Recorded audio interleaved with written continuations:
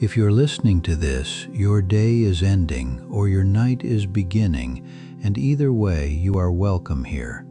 There is nothing you need to remember tonight. This is the Circadian Institute. Every night we visit a different patient corner of the natural world, places that have been there long before us and will remain long after. Tonight, we will travel together through the quiet, patient world of owls. We will visit the silent feathers of their wings, the great round eyes that gather every drop of moonlight, the asymmetric ears that listen for the smallest movement in the dark, the long line of owl species across the warm and cold corners of the planet, and many small, soft details of the long, quiet life of nocturnal birds. To begin tonight's journey, we will visit the broader, quiet family of owls. Across the world, more than 200 species of owls have been described by scientists. They live on every continent except Antarctica. They make their long, quiet homes in deep forests, in open grasslands, in cold tundras, in warm deserts, and even in the hollow trees of city parks. All owls belong to a single biological order called Strigiformes. Within that order, there are two families. The first is Strigidae, the typical owls, which includes most of the species we know: great horned owls, snowy owls, eagle owls, and many smaller forest owls. The second is Titonidae, which includes the barn owls and a few of their close relatives. Most owls are nocturnal, meaning they hunt and live during the night. A smaller number are crepuscular, meaning they are most active at dawn and dusk. Only a few owls hunt during the day at all. This long, quiet preference for the dark hours is one of the defining features of the family. The owls have, across millions of patient years, become specialists in the slow, gentle world of the night. Owls range enormously in size. The largest species in the world is the Eurasian Eagle Owl, with a wingspan of nearly 2 meters.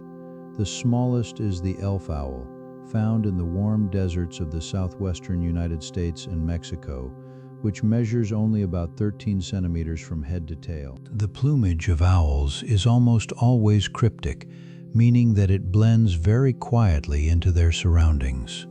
Forest owls are mottled brown and gray, matching the bark of the trees where they perch by day. Snowy owls are bright white, almost invisible against the open Arctic snow. Burrowing owls have soft sandy brown coloring that fades into the warm desert ground. Owls are mostly solitary creatures. Adult owls usually live alone, hunting their own territories and roosting alone during the day. Pairs come together only during the breeding season, when they raise their young as a quiet family unit. After the young owls are independent, the parents often part ways again, returning to their long, solitary patterns. Owls communicate mainly through vocalizations. Each species has its own particular calls: the deep hoots of the great horned owl, the eerie shrieks of the barn owl, the soft trills of the Saw-Whet, the gentle cooing of the burrowing owl. Their calls carry far through the night air, often more than a kilometer in still conditions. Owls live remarkably long lives for birds of their size. The great horned owl in the wild can live up to 20 years. Captive owls have been recorded reaching 30 years or more. The smaller species generally live shorter lives, but even a small Saw-Whet owl may live 10 to 15 years in the wild. Each individual owl is a long, quiet witness to many seasons in its own small territory. The skull of an owl is a particular masterpiece of bird anatomy. The eye sockets are enormous, taking up much of the front of the skull. The eyes themselves are tubular rather than spherical, fitting into long sockets that extend deep into the head. The brain wraps around these eye tubes in unusual patterns. The legs of an owl are typically much longer and stronger than they appear from a distance. Most of the owl's legs are hidden under the soft body plumage. When the owl extends its legs to strike at prey, the unfolded length is often surprising. The talons at the end of those legs are remarkably strong, capable of exerting more pressure than the bite of a similarly sized predator. Each owl species has a particular preferred habitat. Great horned owls live in mixed forests and open woodlands. Snowy owls live on cold open tundra. Eagle owls prefer rocky cliffs and old forests. Burrowing owls live in dry grasslands and deserts. Barn owls live in open fields and old farm buildings. Spotted owls live in dense old-growth forests. The patient match between each species and its quiet home is part of the long story of their evolution. Owls have been on the planet much longer than humans. The earliest known owl fossils date back roughly 60 million years, to the time shortly after the great dinosaurs disappeared. Several extinct owl families are known only from fossils. The owls we see today are the most recent quiet branches of a very old patient family tree. Some owl species are extraordinarily widespread. The barn owl, for example, is found on every continent except Antarctica, in nearly every country with suitable open habitat. Other species are far more limited. The Madagascar red owl lives only on a single large island. The Cuban screech owl lives only on Cuba and a few small nearby islands. The patient distribution of each species tells a quiet story of the planet's geography. Owls are apex predators of the small mammal world. A healthy adult owl in a healthy ecosystem will eat several hundred mice or voles every year.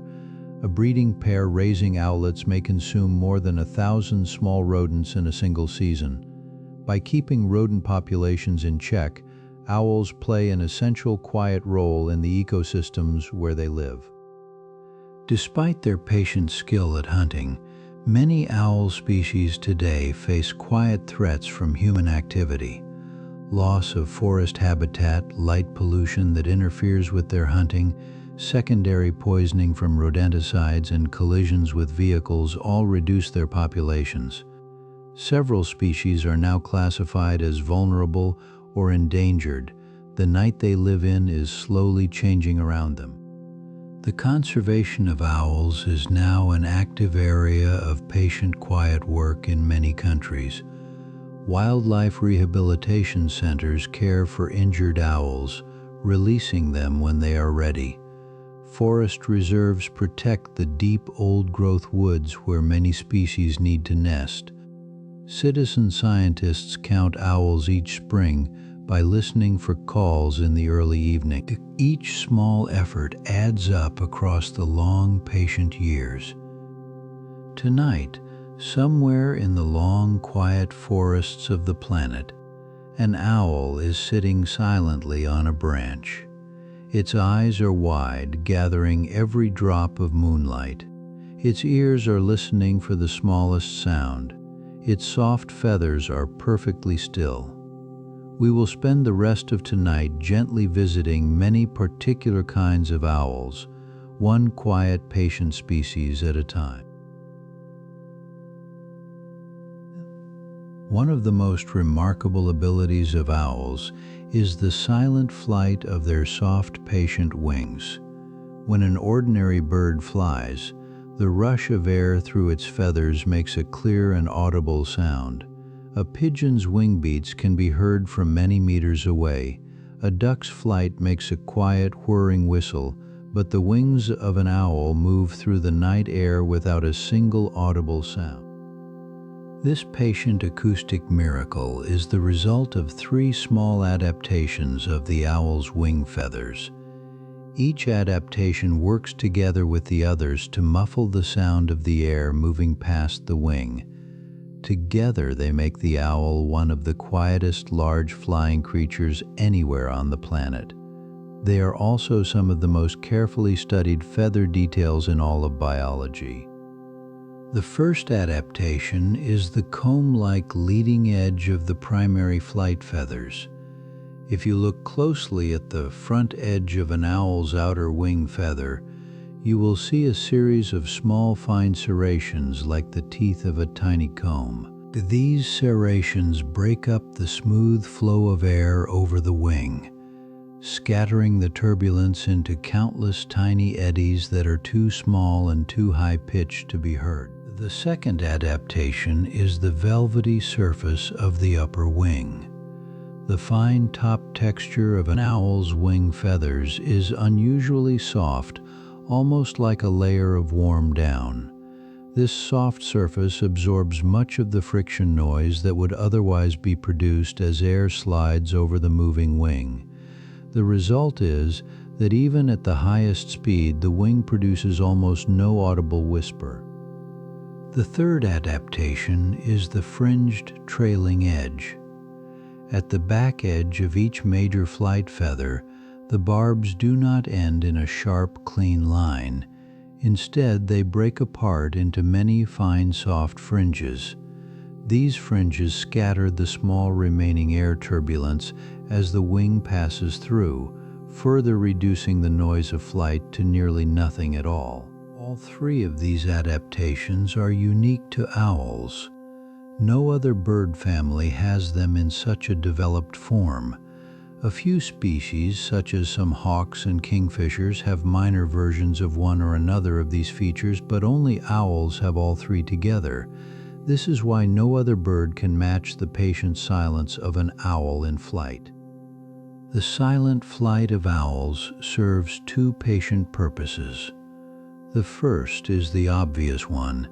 It allows the owl to approach its prey without being heard. A mouse on the ground does not hear the owl coming until it is far too late to escape. The second purpose is less obvious, but equally important. It allows the owl to hear its own prey better, since the wings make almost no self-noise to drown out the small sounds the owl is listening for. Aviation engineers have studied the silent flight of owls for many decades. The discoveries have been applied to many quiet, patient designs. Wind turbine blades have been shaped with serrated leading edges to reduce the audible whistle of large turbines. Aircraft wings have been modified with similar techniques. Even high-speed train pantographs have used owl-inspired designs to silence the rush of air. The actual flight of the owl is patient and slow, especially when hunting. Most owls do not fly fast for long distances. Instead, they perch quietly on a branch or pole, watching and listening. When prey is detected, the owl drops silently from its perch, gliding low and fast across the ground. The entire approach often takes only a few seconds. Some owl species also hunt by hovering. The short-eared owl and the rough-legged hawk both fly slowly back and forth above open meadows, hovering in place when they spot something interesting below. The hovering flight requires constant slow wing beats, which would be loud in most birds, but in owls, the silence is preserved even during this energetic patient maneuver. In contrast, a few smaller owl species fly more quickly when crossing open ground. The Pygmy owls and the burrowing owls dart in short bursts between perches. Their flight is still relatively quiet, but it is more direct and less ghostly than the slow, patient gliding of the larger species. Each quiet flight pattern matches the particular hunting strategy of the species. The fish owls of Asia and the fishing owls of Africa are an interesting exception to silent flight. These large owls hunt fish from the surface of rivers and lakes. Their primary feathers are not as fully fringed as those of forest owls because their fish prey cannot hear them anyway. The silent flight adaptations have partially relaxed across many generations. Their wings are slightly louder than typical owl wings. The newly hatched owlets cannot fly silently. The complete development of all three feather adaptations takes many weeks of patient growth. By the time the young owl is ready to leave the nest and fly seriously, its primary feathers have grown in fully with all three silent flight features in place. The transition from a clumsy fledgling to a silent adult flyer is a remarkable patient process. In dense forests, owls fly with extraordinary precision. They navigate between tree trunks, branches, and tangled vines without hesitation, even in near total darkness. The combination of silent flight, low-light vision, and acute hearing makes them perfectly adapted to the cluttered three-dimensional world of the forest at night. Few other large flying creatures could move through that environment with such patient grace. Fast aerial hunters like falcons rely on speed and force. Owls instead rely on stealth and surprise. A peregrine falcon kills its prey with a high-speed dive, sometimes exceeding 300 kilometers per hour. An owl kills its prey with a quiet, patient approach, never giving the prey any warning at all. Two very different patient strategies, both extraordinarily effective. The silent flight of owls also has gentle cultural meaning.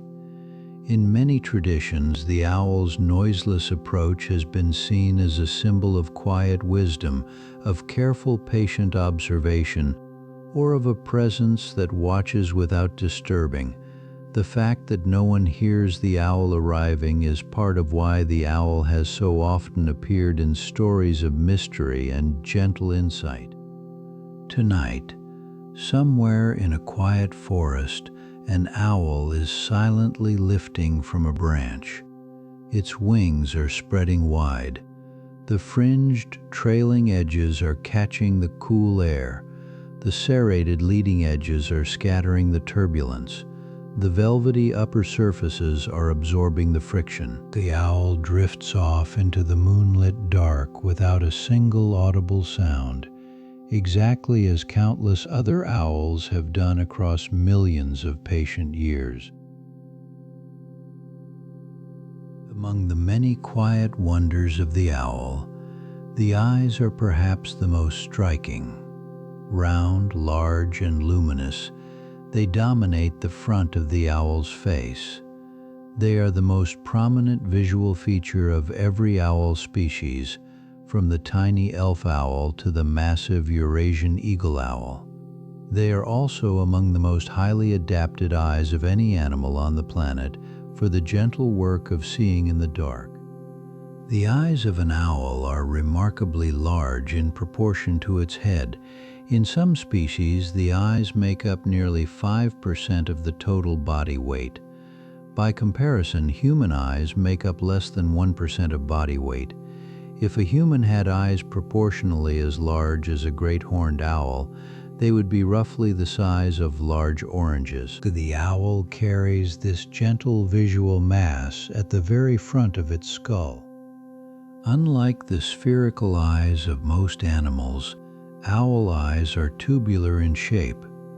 They are long and cylindrical, like small soft binoculars set into the front of the skull. This unusual shape allows much more space for the retina at the back of the eye, increasing the surface available for low-light receptors. The trade-off is that the eyes can no longer rotate within their sockets, but the owl has found a different solution to that problem, which we will visit in a later chapter. The pupil of an owl can dilate to extraordinary widths in low light. In near total darkness, the pupil opens to nearly the entire visible diameter of the iris. This allows the maximum possible amount of moonlight to enter the eye. In bright daylight, the same pupil constricts to a tiny pinpoint, protecting the sensitive retina from overstimulation. The eye adjusts itself across an enormous range of light conditions. The retina of an owl is heavily packed with rod cells. These are the photoreceptors specialized for low-light vision. In bright light, color-sensitive cone cells provide most of the visual detail. In dim light, rod cells take over, providing motion detection and shape recognition without color. Owl retinas have an unusually high ratio of rods to cones, prioritizing the patient quiet work of seeing in low light over the daytime work of seeing color. Behind the retina, the owl eye has a reflective layer called the tapetum lucidum. When light enters the eye but is not absorbed by the rods on the first pass, the tapetum reflects it back through the retina for a second chance at detection. This patient double pass through the photoreceptor layer effectively doubles the eye's sensitivity to dim light. The same layer is responsible for the bright reflective glow of an owl's eyes when caught by a light at night. Together, all of these adaptations allow an owl to see roughly 100 times better than a human in very dim light. On a moonlit night with even a partial moon overhead, an owl can see its prey across an open field as clearly as a human sees a familiar room in the daytime. The dark world of the night is not really dark to the patient owl. It is simply a softer, more silver-toned version of the day. Owl eyes face directly forward like human eyes.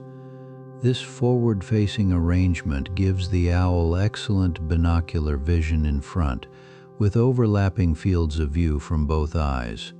Binocular vision is what allows the owl to judge distance precisely, essential for striking accurately at prey from a moving perch. Most birds have eyes on the sides of their heads instead, sacrificing binocular depth for a wider field of view. The trade-off for forward-facing eyes is a narrower overall field of view. An owl can see only about 110 degrees in front, with about 70 degrees of binocular overlap. By comparison, a pigeon can see about 300 degrees around its head, but with very little binocular overlap, and therefore poor distance judgment. The owl has chosen patient depth over peripheral coverage. Owls have only limited color vision. The reduced cone cell density and the dim light conditions in which they hunt make precise color discrimination unimportant. They likely see the world in muted blues and grays, with subtle hints of warm tones. They can probably distinguish basic colors when light is bright enough, but in moonlit conditions, color is largely irrelevant. The owl's world is one of shape, motion, and contrast. The owl eye is also unusual in being remarkably resistant to glare. The deep recessed sockets, the protective brow ridge of feathers above the eye, and the third eyelid called the nictitating membrane all reduce the effects of bright light reflections. This is especially important for owls that occasionally hunt at dawn and dusk, when sudden patches of bright direct sun can otherwise overwhelm the sensitive retina. The third eyelid, the nictitating membrane, is a translucent layer that sweeps horizontally across the eye. It moistens the eye, removes dust and small debris, and provides a quick blink without blocking vision entirely. Owls deploy this membrane especially during strikes at prey, when contact with leaves, fur, or small obstacles might otherwise damage the eye. It is a quiet, patient, protective feature. Different owl species have different eye colors. Many owls have bright yellow eyes: the great horned owl, the snowy owl, the burrowing owl. Others have dark brown or nearly black eyes: the barred owl, the spotted owl, the tawny owl. The eye color is loosely correlated with hunting habits, with daytime and twilight hunters tending toward yellow eyes and deep night specialists tending toward darker ones. The eyes of a young owl are open and bright from a very early stage. By the time an owlet is 2 weeks old, its eyes are already nearly the size they will be in adulthood. The skull continues to grow around them for several more weeks. This is part of why owlets often have such a striking, oversized-eyed appearance compared to their small, fluffy bodies. Owls do not blink in the same fashion as most birds. Their upper eyelids close downward when they blink, much like human eyelids. Most other birds close their lower eyelids upward instead. The owl's downward blink gives them an oddly familiar expression to human observers. It is one of the small details that makes owls feel less alien and more relatable than many other birds. In recent decades, scientists have studied owl eyes as inspiration for new low-light camera technology. The combination of large aperture, high raw density reflective layer, and excellent contrast detection has informed designs in night vision optics, security cameras, and astronomical sensors. The patient, quiet eye of the owl has indirectly contributed to many human tools for seeing in the dark. Tonight, somewhere in a quiet forest, an owl's eyes are wide open. The pupils are fully dilated. The retinas are gathering photons from the soft moonlight that filters between the trees.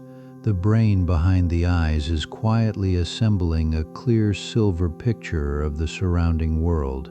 The owl sees the night exactly as the night sees itself. If the eyes of the owl are the most striking feature of its night vision abilities, the ears are perhaps the most quietly remarkable. Hidden beneath the soft feathers of the head, the ears of an owl are arranged in a way that no other major bird family has matched.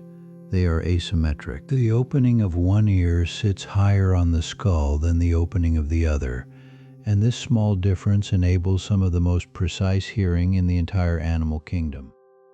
In most animals, including humans, the two ears are placed symmetrically on either side of the head at the same height. Sound coming from directly in front or directly behind reaches both ears at the same time and with the same intensity. To find the direction of the sound, the brain must rotate the head until the sound becomes louder on one side. This works well for left-right localization, but poorly for up-down localization. In the owl, the asymmetric placement creates small but detectable differences in arrival time and intensity for sounds coming from above versus below the head. The brain can use these tiny differences to triangulate the source of the sound in 3 dimensions, including vertical position. The owl can pinpoint the location of a small mouse moving beneath leaves with extraordinary accuracy, simply by listening. The most extreme example of asymmetric ears is found in the boreal owl and several closely related species. In these species, the ear openings differ in vertical placement by as much as a centimeter, a substantial offset on a small head. The skull bones around the ear are also asymmetric, twisted in such a way that the entire auditory chamber is shaped differently on each side. This is one of the few examples of major skeletal asymmetry in any vertebrate. Surrounding the ear openings, the soft feathers of the owl's face are arranged in a pattern called the facial disc. The disc is roughly circular and faces forward. The feathers of the disc are stiffer and denser than ordinary feathers, and they are angled toward the ear openings. They function as a parabolic reflector, much like the curved dish of a satellite antenna, focusing incoming sound waves directly into the ear canals. The barn owl has perhaps the most elaborate facial disc of any owl species. The disc is large, perfectly heart-shaped, and surrounded by a sharp ruff of dark feathers that mark its outer edge. The reflector function of this disc is so effective that barn owls have been measured to have the most acute hearing of any animal ever tested. They can locate prey in complete darkness with errors of less than 2 degrees. In several species, the facial disc can be subtly adjusted by the owl. Tiny muscles attached to the base of each disc feather allow the owl to focus its hearing forward, to the sides, or even slightly behind, simply by changing the shape of the disc. The owl can effectively aim its ears at a sound similar to how it might aim its eyes. This active adjustment is invisible to a casual observer, but can be measured with high-speed photography. The hearing range of owls is similar to that of humans, covering roughly the same span of audible frequencies. However, owls are far more sensitive within that range. They can detect sounds at intensities 10 or 20 times below the threshold of human hearing, especially in the frequency bands important for the rustling of small mammals, between 2 and 5,000 cycles per second. Owls can locate prey beneath several centimeters of fresh snow. The snowy owl, hunting in the open Arctic, sometimes detects voles or lemmings tunneling beneath the surface of the snowpack. The barn owl, hunting in fields, can hear mice hidden under thick autumn leaves. The patient owl simply stands or hovers above the spot, then strikes downward through the cover with talons fully extended. Long-eared owls and short-eared owls have visible feather tufts on their heads that look like ears, but those tufts are not actually ears. They are decorative display feathers.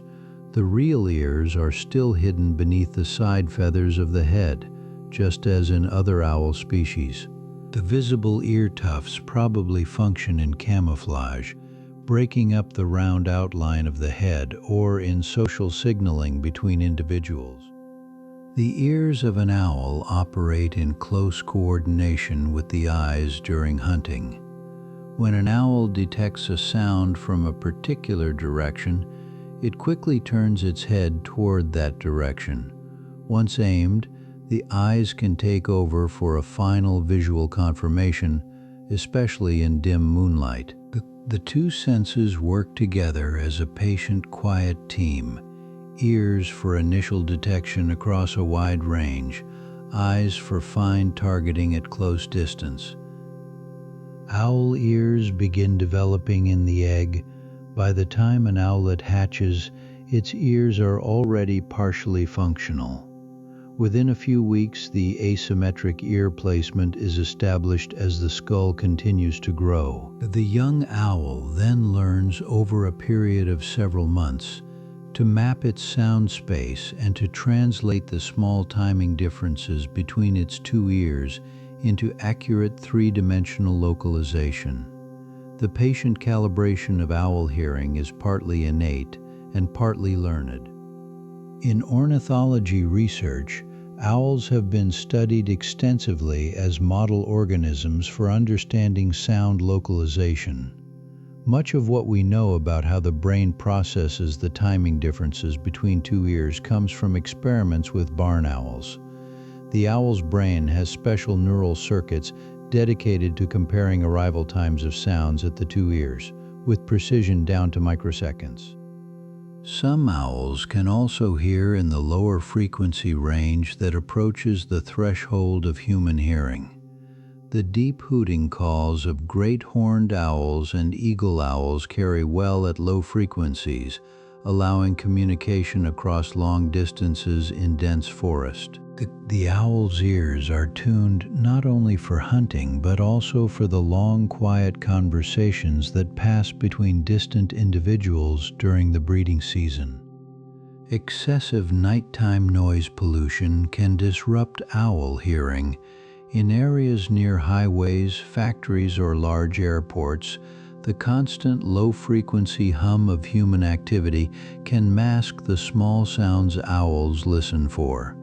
Several studies have shown reduced hunting success in owls living near major noise sources. The patient quiet of the natural night, which the owls evolved to depend on, is a quiet ecological value of its own. In folklore, the keen hearing of the owl has often been associated with the perception of secrets and hidden truths. Stories from many cultures describe owls as listeners to whispered words, witnesses to events that no one else hears. The patient acoustic precision of the real owl gives a quiet biological foundation to this old cultural intuition. The owl is, in fact, a very careful listener. Tonight, somewhere in a quiet forest, an owl is sitting silently on a branch. Its eyes are wide, its ears are open, its facial disc is gently focused. It is listening to the small sounds of the forest with extraordinary care. The rustle of a beetle in the leaves, the tiny footstep of a vole under the moss, the soft breath of the wind through the high pine tops. The owl hears it all. Of all the small wonders of owl anatomy, perhaps none is as widely known as the remarkable rotation of the neck. An owl can turn its head far further than seems possible, almost 3/4 of the way around its own body. The image of an owl looking calmly backward, with its body still facing forward, has become one of the most familiar pictures in popular wildlife imagery. The exact angle of rotation is 270 degrees. An owl can turn its head from straight forward to looking directly behind, plus another 90 degrees to the opposite side, for a total of 270 degrees of motion. Despite popular myth, the owl cannot rotate 360 degrees. It cannot turn its head all the way around without limit. But 270 is far beyond what any other vertebrate can manage. The reason owls need this remarkable rotation is connected to their tubular eyes. Because owl eyes cannot move within their sockets, the owl must turn its entire head to look in a different direction. A creature that hunts in 3 dimensions, watching from a stationary perch, would be enormously limited if it could only see where its body happened to be facing. The patient evolutionary solution was to give the head an extraordinary range of motion. To accomplish this rotation, owls have 14 cervical vertebrae in their necks. Humans, by comparison, have only 7. Most mammals, including giraffes, also have 7 cervical vertebrae. The owl's doubled count of neck bones provides much greater flexibility along the neck axis. Each individual joint contributes a small amount of rotation, and together they add up to the full 270 degrees. The flexibility of the owl's neck creates a remarkable potential challenge for blood circulation.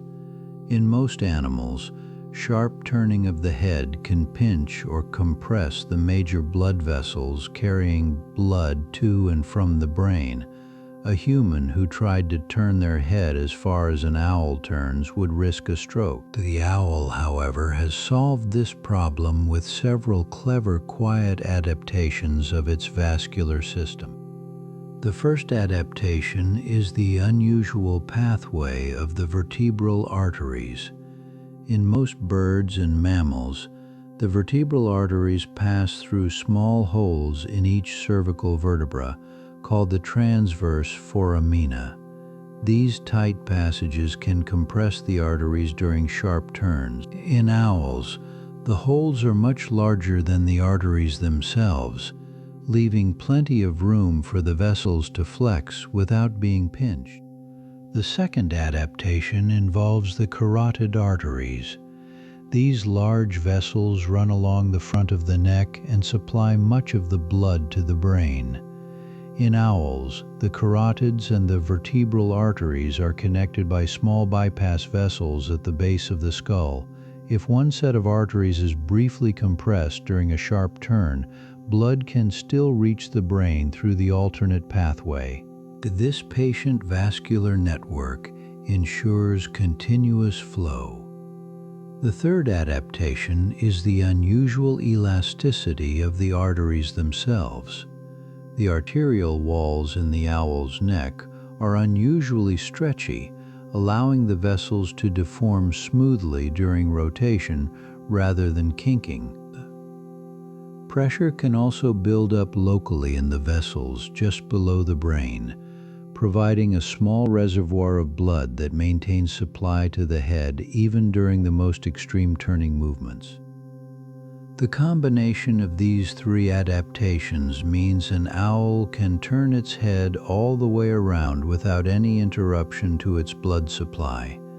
The brain receives constant oxygen, the eyes continue to function, and the bird remains alert throughout the maneuver. Many engineers and physicians have studied owl necks as inspiration for understanding human stroke prevention and surgical safety. Despite popular myth, owls cannot turn their heads completely around. The myth probably arose because of how quickly an owl can rotate its head from one side to the other. If an owl is watching something on its right, and a sound suddenly comes from its left, it can swing the entire head past the front in under a second. To a human observer who happens to look away briefly, it can seem that the head has somehow gone all the way around. Different owl species have different ranges of rotation. The largest owls, the eagle owls and the great horned owls, generally rotate the full 270 degrees. Smaller species typically rotate slightly less, around 240 to 250 degrees. The exact range depends on the proportions of the neck and the cervical vertebrae of each species. Rotating the head also serves another patient purpose.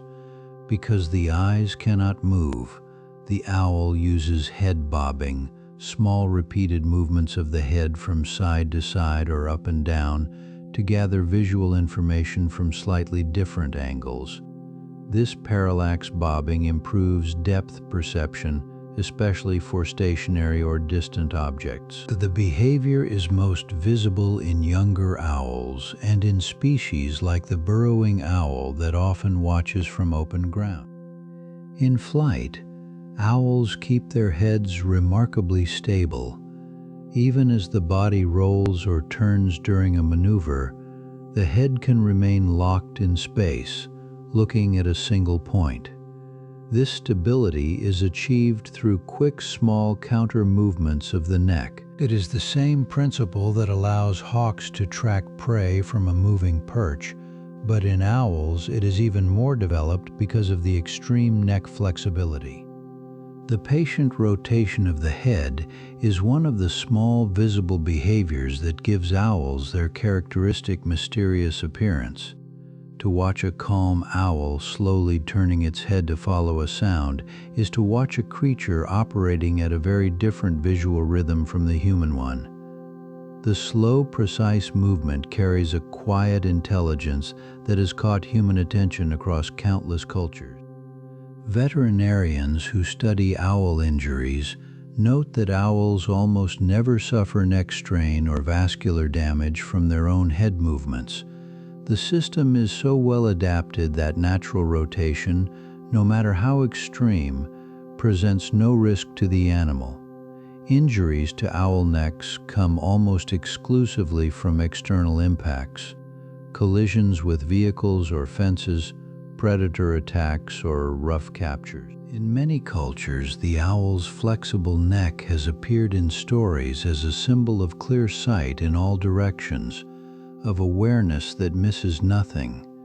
The owl that can look behind without moving its body has been used as a quiet metaphor for vigilance, for guardianship, for the capacity to see things from many angles at once.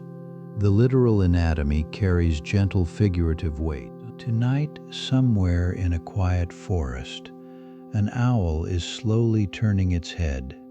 The neck is rotating gently through its many patient joints. The blood is flowing smoothly through the elastic vessels. The eyes are sweeping the moonlit darkness. The bird is taking in the entire surrounding world from a single still perch, exactly as countless owls have done across millions of patient years.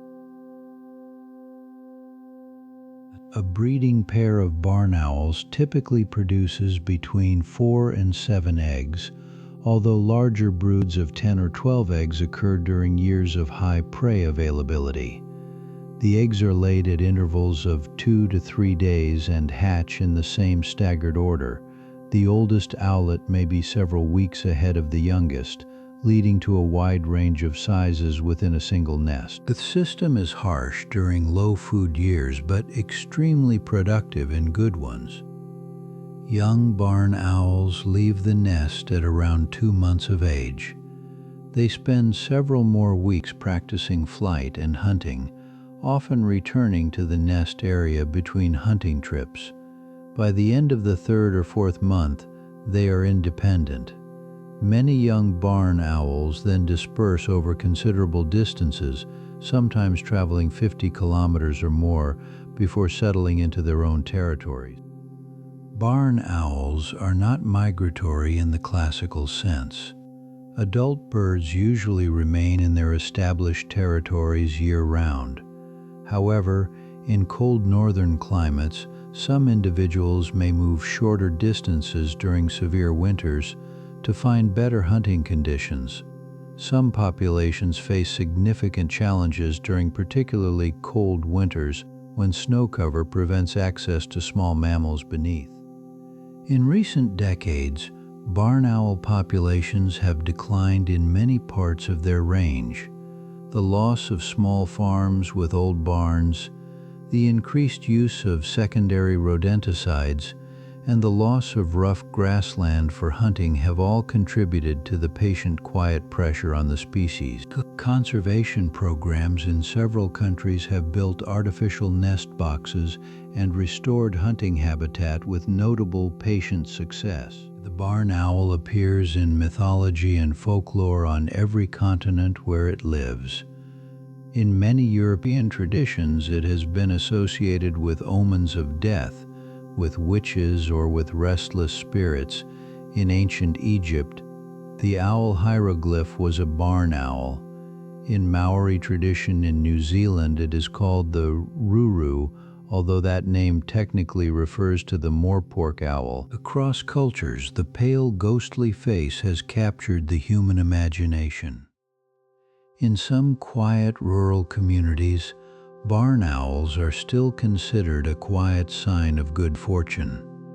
A pair of barn owls nesting in the barn means the rodent population will be controlled. The nightly screech of the resident pair becomes a familiar, comforting sound. The patient-long association between barn owls and rural human life is one of the most successful ongoing relationships between any wild bird and human society.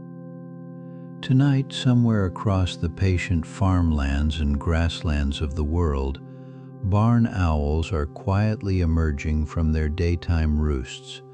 Their pale, heart-shaped faces are turning toward the open fields.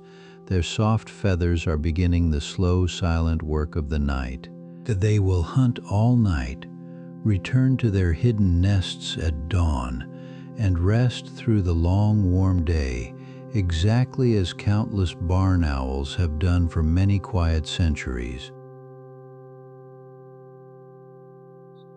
The great horned owl is one of the largest owl species in the New World. Adults typically weigh between 1 and 2 kilograms, with females noticeably larger than males. Their wingspan can reach 1.5 meters. The plumage is a mix of mottled brown, gray, and warm rufous tones, with darker barring on the belly and lighter tones on the throat. The exact color varies considerably across the wide range of the species. The most distinctive features of the great horned owl are the long ear tufts on the top of the head. Despite the common name, these tufts are not actually ears. They are decorative feather extensions that probably serve in camouflage and social communication. But when the owl is alarmed or alert, the tufts stand straight up, breaking up the round outline of the head and helping the bird blend into the dense forest canopy. The hoot of the great horned owl is one of the most familiar nighttime sounds across North America. The call typically consists of 4 to 5 deep notes, with a characteristic rhythm often described as "who's awake, me too."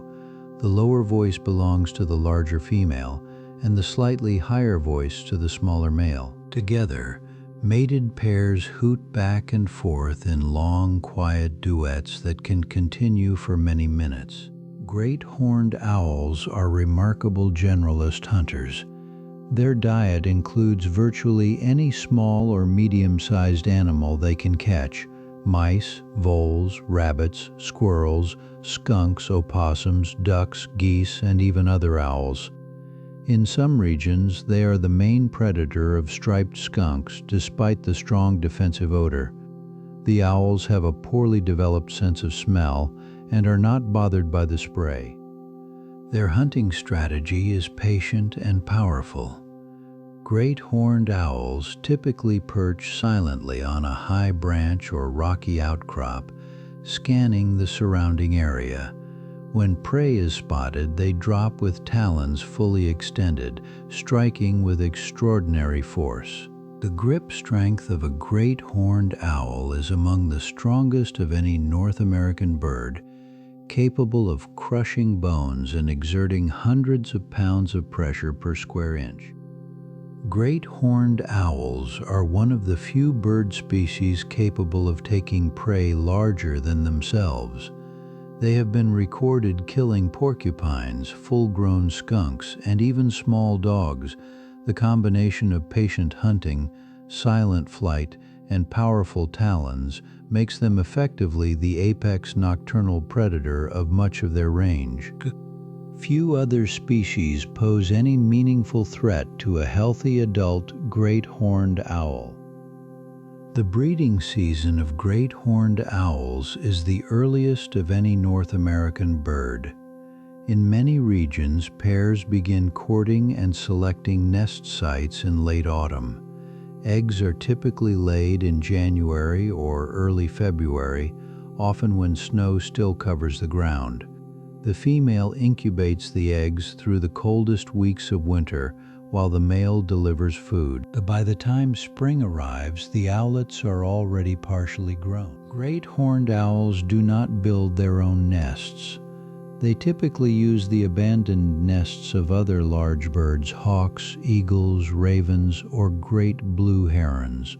They may also use natural tree hollows, broken off tree stumps, or abandoned squirrel nests. The pair chooses a sheltered location with good visibility and adequate hunting habitat nearby. The same nest may be used for many consecutive years by successive generations.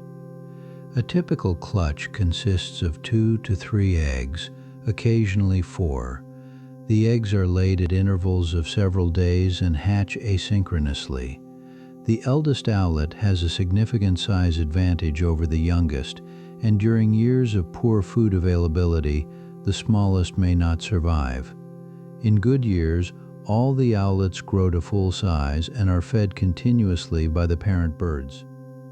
Young great horned owls leave the nest before they can fly properly.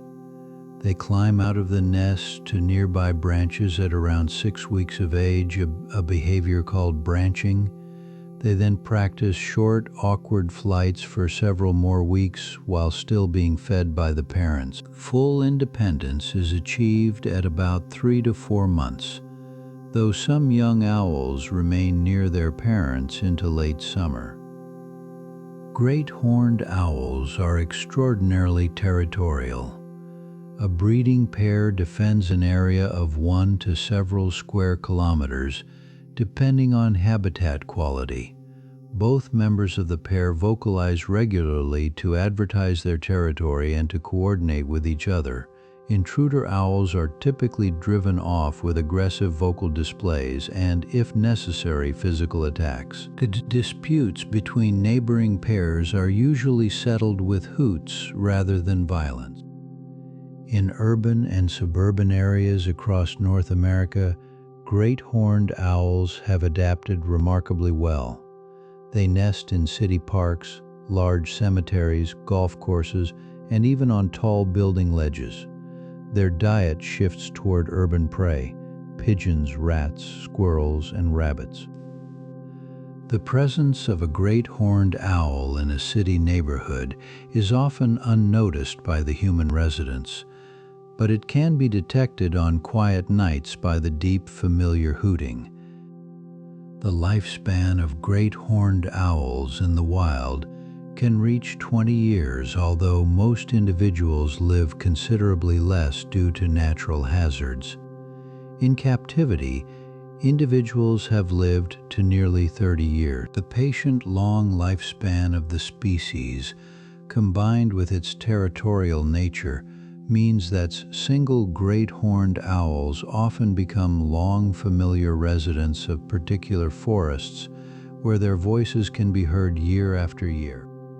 In many indigenous traditions of North America, the great horned owl carries deep symbolic meaning. Some traditions associate it with messengers, with quiet wisdom, or with the careful watch over change of seasons. Others view its night call as a marker of the boundaries between the seen and unseen. The patient, long voice of the owl, heard through countless generations, has shaped many quiet stories about the night. Today, great horned owls are common and widespread, listed as least concern by international conservation authorities. They are one of the few large predators that has successfully adapted to human-modified landscapes. The deep, familiar hooting of a great horned owl on a still summer night is one of the most enduring soundtracks of the rural and even suburban North American night. Tonight, somewhere in the long forests and quiet fields of the Americas, great horned owls are calling to each other. The deep four-note hoots are passing through the cool, dark air. The patient pairs are coordinating their territories. The young owlets are listening from nearby branches. The whole long, quiet life of the species continues, exactly as it has for many countless generations. Far in the cold north of our planet, where the trees gradually disappear and the open Arctic tundra stretches across vast white horizons, lives one of the most striking owls in the world. The snowy owl is large, pure white, and adapted to a life in the harshest open environment of any owl species. Its scientific name is Buboscandiacus, and it is the heaviest owl in North America by average weight. The plumage of the adult male snowy owl is almost entirely pure white, with only a few small dark spots scattered across the back and wings. Older males may be entirely white with no dark markings at all. Females and young birds carry significantly more dark barring, especially across the back and the chest. The female snowy owl is one of the heaviest owls in the world, sometimes exceeding 2.5 kilograms. The snowy owl is built for cold.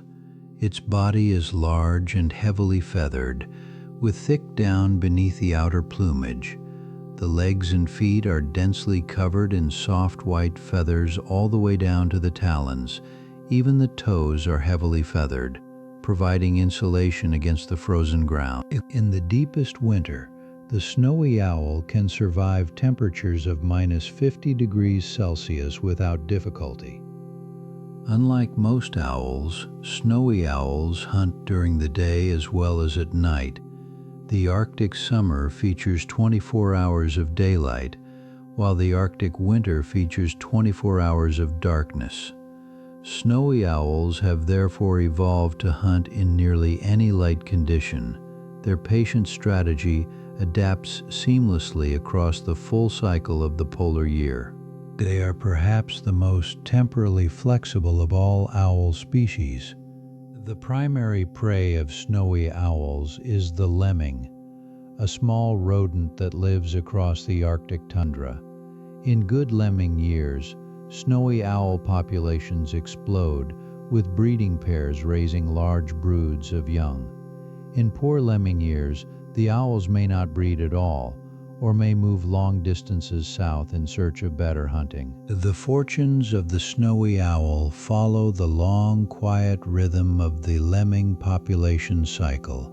Snowy owls breed across the entire Arctic, including northern Alaska, Canada, Greenland, Scandinavia, and Russia.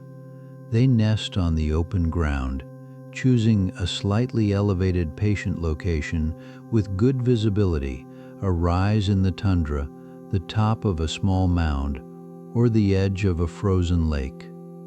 The female scrapes a shallow bowl in the moss and lichen and lays her eggs directly in this simple nest. A snowy owl clutch typically contains 5 to 9 eggs, with up to 11 in exceptional years. The eggs are laid at intervals of 2 days and hatch asynchronously. Much like other owl species, the female incubates while the male hunts and delivers food. The patient process takes about 32 days, and the female remains on the nest almost continuously, hunched against the cold winds of the open tundra. The owlets hatch covered in white down and remain in the nest for a few weeks before beginning to walk around. Snowy owl owlets, unlike forest owl owlets, can move on the ground from a relatively young age, exploring the area around the nest while their parents continue to deliver food. They learn to fly at about 7 to 9 weeks of age, but full independence may take several more months. During years of low Arctic prey availability, snowy owls undertake long eruptive movements. Some individuals fly far south of their usual range, appearing in the United States, in Central Europe, or even in Mediterranean countries. These southern visits often draw enormous attention from local birdwatchers. The snowy owl that suddenly appears on a grassland in northern France or southern Canada becomes a temporary patient celebrity. Snowy owls can fly remarkable distances during their long migrations. Some individuals tracked with satellite transmitters have crossed thousands of kilometers between summer breeding sites and winter range. The Arctic is connected by these patient movements into a single ecological landscape, with snowy owls of all populations potentially mingling in particular years of unusual food availability. In winter, snowy owls often hunt in open areas that resemble their Arctic habitat: coastal beaches, airport runways, agricultural fields, even harbor breakwaters. They may also stand for long hours on a single perch, watching for prey movement across the wide, flat surface. The patient stillness of a snowy owl in winter is a striking sight, with its pale form sometimes nearly invisible against fresh snow. The eyes of the snowy owl are bright yellow, a characteristic feature of daytime active owls. Their vision is excellent across a wide range of light levels, from the harsh brightness of Arctic snow under summer sun to the deep dark of a polar winter night. The patient owl's eyes adjust between these extremes, much as a human eye adjusts between bright and dim conditions, with maximum efficiency at both ends. The snowy owl features prominently in many Arctic indigenous cultures. The Inuit have several traditional names for the species, often referring to its white plumage and its connection to the highest part of the year. In other northern traditions, the snowy owl is a quiet symbol of patience, of survival in cold conditions, of the patient watch over open landscapes that few human eyes ever see. In recent decades, snowy owls have become familiar to global audiences through their appearances in books and films. The owl Hedwig in the Harry Potter series, for example, is a snowy owl. Although a fictional bird, Hedwig has brought the species to the imagination of millions of readers worldwide, contributing to greater general awareness of Arctic wildlife and the conservation issues affecting it. Climate change presents a quiet but serious threat to snowy owls. As the Arctic warms, lemming population cycles are becoming less predictable, with some areas seeing fewer good breeding years. The patient long-term consequences for snowy owl populations are not yet fully understood, but several conservation studies are tracking changes carefully. The species is currently classified as vulnerable. The patient, quiet beauty of the snowy owl has inspired artists and photographers for many generations. Few wildlife images are more instantly recognizable than a snowy owl in flight against a backdrop of fresh snow. The combination of pure white plumage, golden eyes, and silent, powerful wings has made the species an enduring symbol of the cold, patient Arctic night. Somewhere across the Arctic tundra, snowy owls are quietly going about their patient lives. Some are hunting beneath the long polar dusk. Some are resting on small snow ridges with their faces turned into the wind. Some are far south of their usual range, exploring unfamiliar fields. Wherever they are, they carry with them the long, quiet beauty of the patient Arctic. Burrowing owls do not usually dig their own burrows.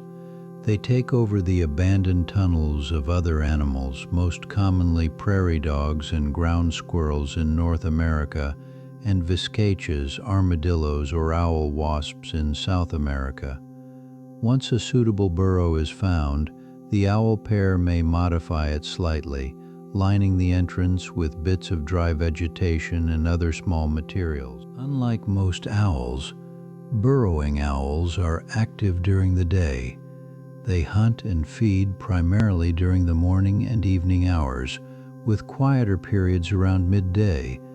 They may also hunt at night during particularly cool or moonlit periods.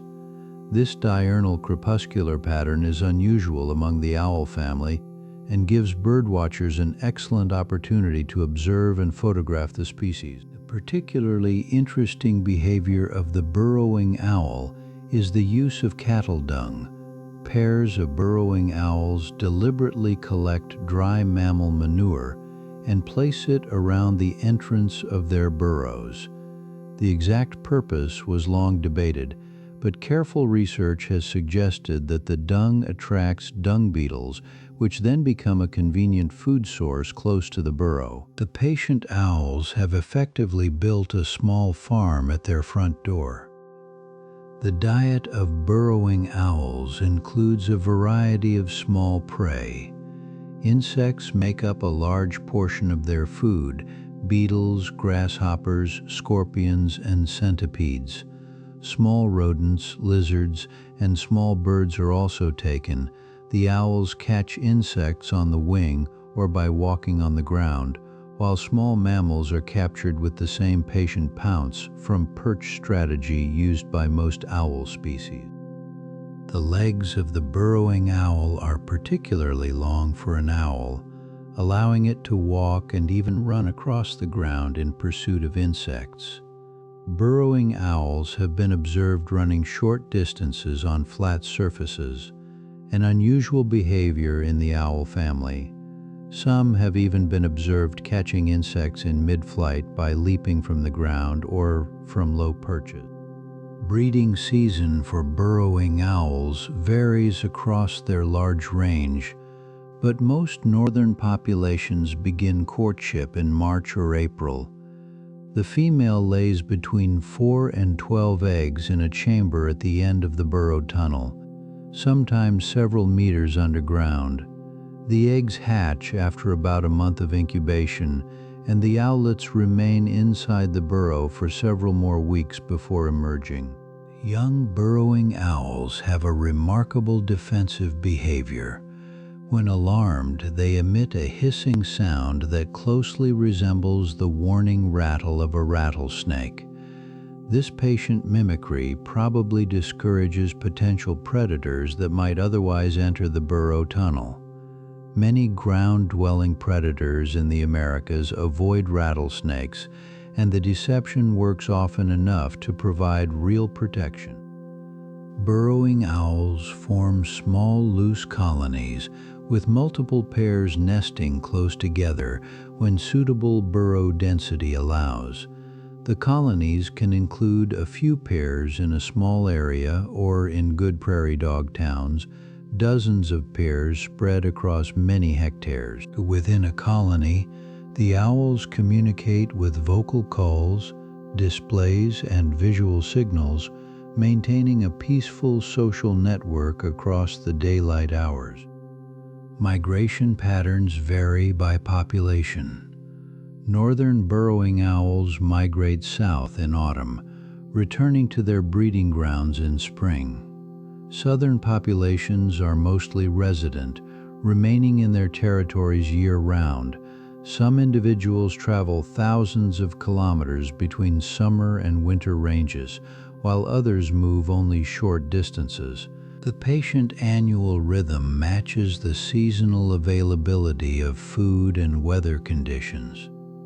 Burrowing owls have suffered significant population declines across much of their range. Loss of native grassland to agriculture, the eradication of prairie dog colonies in North America, the use of agricultural pesticides, and direct disturbance of nesting burrows have all contributed to the species' challenges. The conservation programs in several U.S. states and provinces have helped maintain populations through protected lands and artificial burrow installation. Despite their challenges, burrowing owls have shown remarkable adaptability to certain human-modified habitats. They can be found nesting on golf courses, airport grasslands, agricultural margins, and even in vacant urban lots.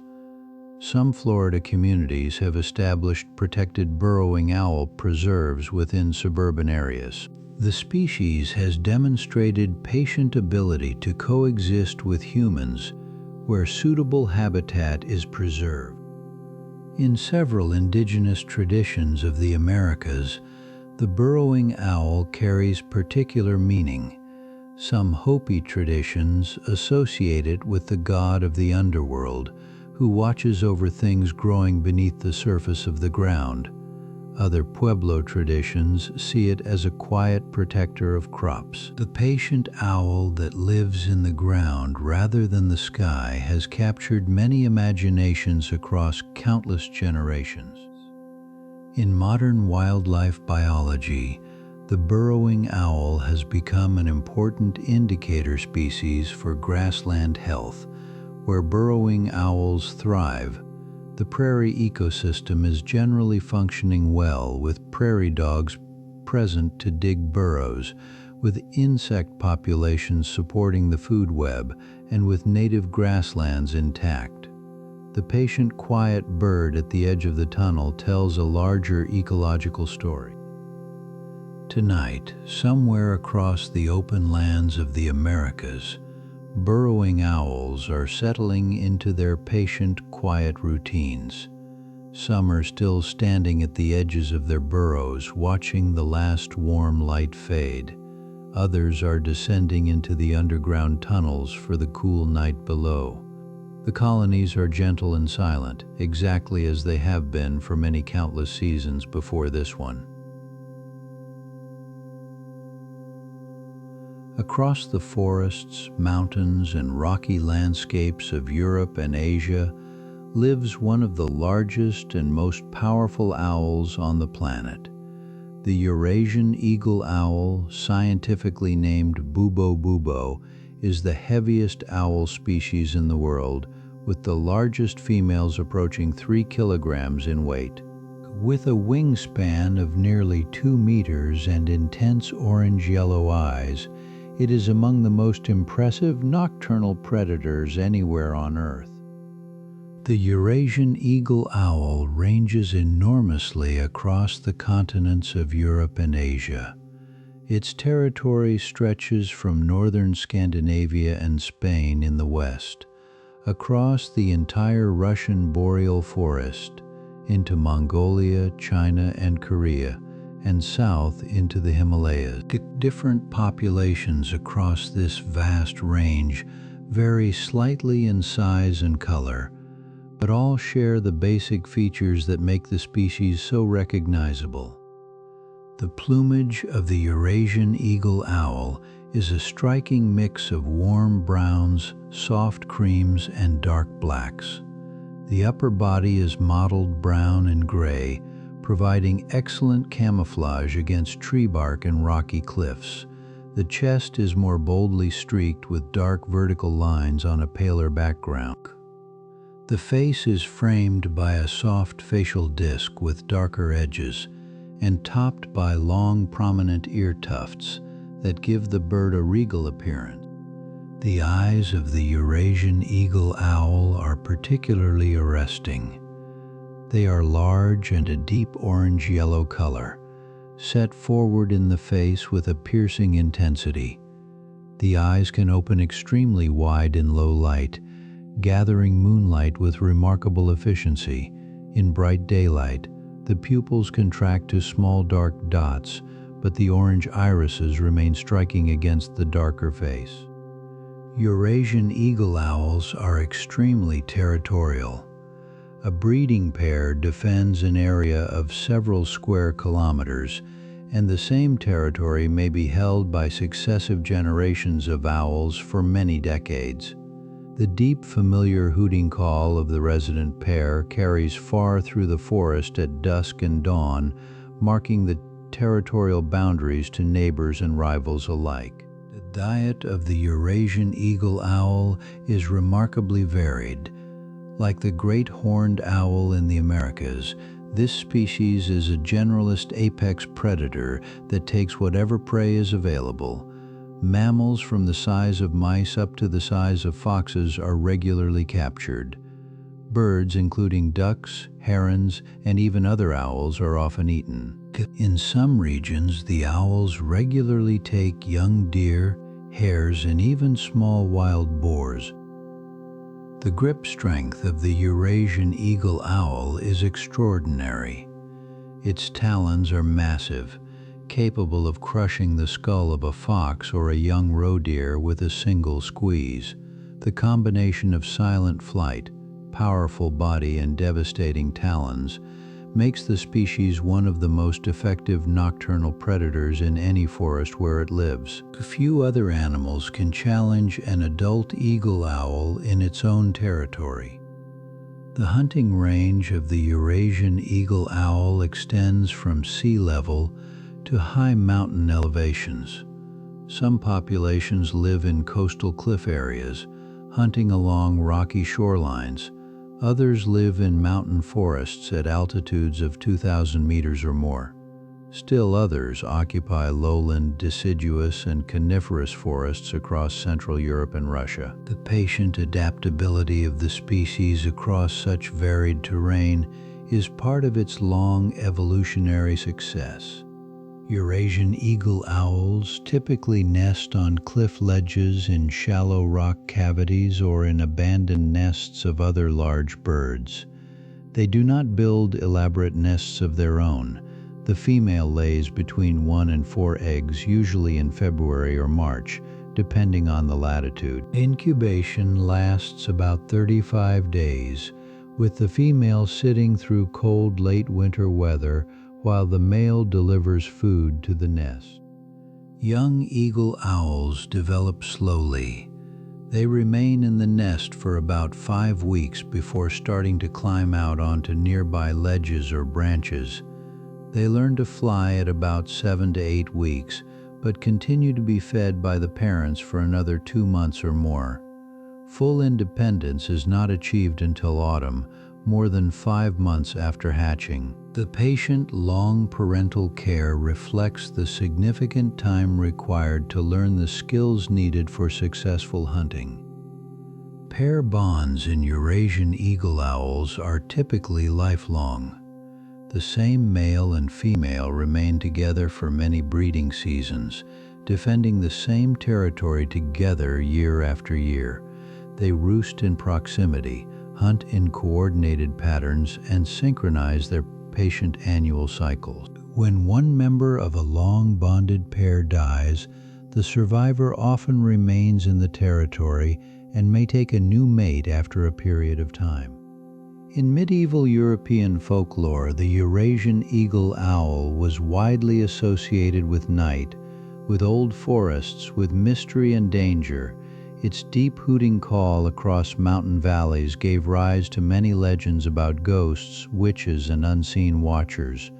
In some traditions, the species was considered a quiet messenger of significant news. The patient, long voice of the eagle owl has shaped many quiet stories across the European continent. The species was nearly driven extinct in much of Central and Western Europe during the 19th and early 20th centuries. Persecution by gamekeepers, habitat loss, and poisoning all reduced the populations to dangerously low levels. Several countries, including Germany, the Netherlands, and Belgium, undertook careful reintroduction programs starting in the 1960s and 70s. Many of these programs have been successfully patient. Today, Eurasian eagle owls are again common across much of their historic range, although they remain vulnerable to electrocution from power lines, collisions with vehicles, and disturbance during the breeding season.